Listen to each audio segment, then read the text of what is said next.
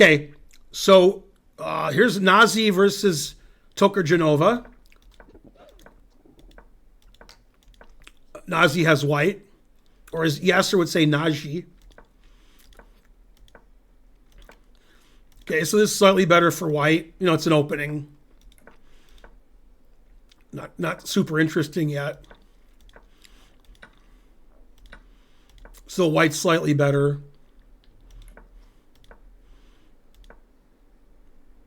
Yeah, here white made a move I don't understand. So there's two possibilities. And I'm not saying which one's right, because I don't know which one's right. Either Nazí doesn't understand chess, or I don't understand chess. And when I say chess, I mean this position. I would never, ever, ever, ever consider playing bishop takes knight. That wouldn't occur to me. My bishop's better than the knight. I would play knight e5, and then, you know, I'd kick the knight out later if I had to, but I probably don't have to.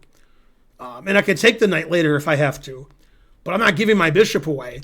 So I don't like this move. This gives away any advantage white had. Then here, Tokhirjonova played excellent move, knight f6, very good. And this position's about equal now. a5 is good. And this is just about equal. Nobody's really better here. Okay, so we got equal position. Black has the two bishops. Black has the what else. Now in this position, or white doesn't have the what else. In this position, the engine wants to play knight g4, because if you take the knight, I can take this knight. But I like what Begim did better. It was just begging to be played. Queen b8 with threatening h2. Then she took, and this is much better for black. Black's bishop is better than white's bishop.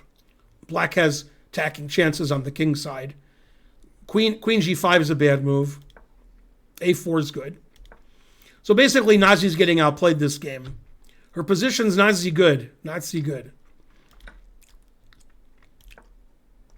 a3 is not the best move. You should play a4 if you're not going to take back. So now black is close to winning or winning.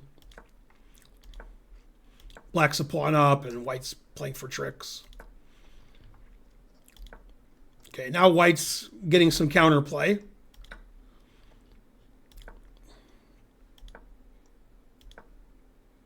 Stopping rook b8. Knight takes e4 is a blunder that loses the game. But, okay, she was in time trouble. They both had 3 minutes.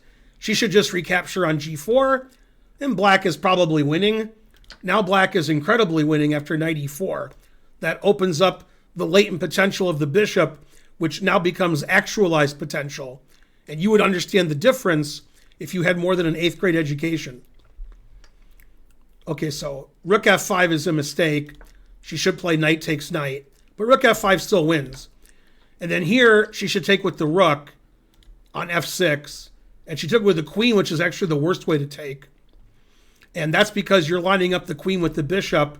Now, Nazí correctly played queen g3, and white's threatening d5, unleashing the latent potential of her bishop, which then becomes actualized potential. Okay, so she played bishop d5, hg. Now white's like almost in the drawing zone, almost. And here white played rook e3, which is a mistake.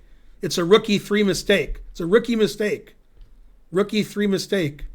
Should play bishop c1, always retreat. Queen g5, excellent, threatening rook g4.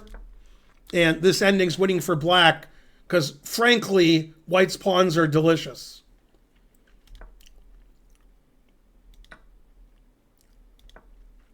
Then queen h4 is a brilliant move, threatening mate. So white has to trade. Black's up a pawn. Black has 3-1. Black has the great bishop. White's king is under mating attack. Rook here, bishop here first. So white played f3, never play f3. Now it's 3 pawns to 1, what else? And the game ended relatively quickly with, basically white not resigning for some reason. And then sack the exchange because bishop d7 is going to be checkmate.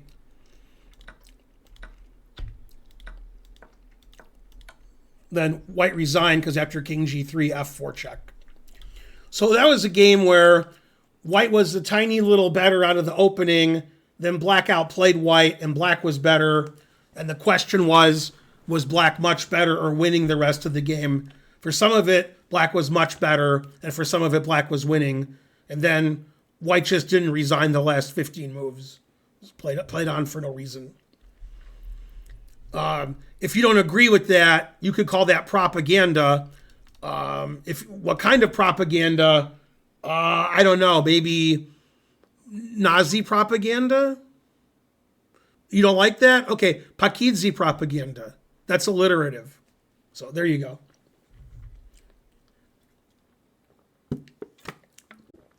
Any opinion about Faustino Oro? He's pretty good. That's my opinion.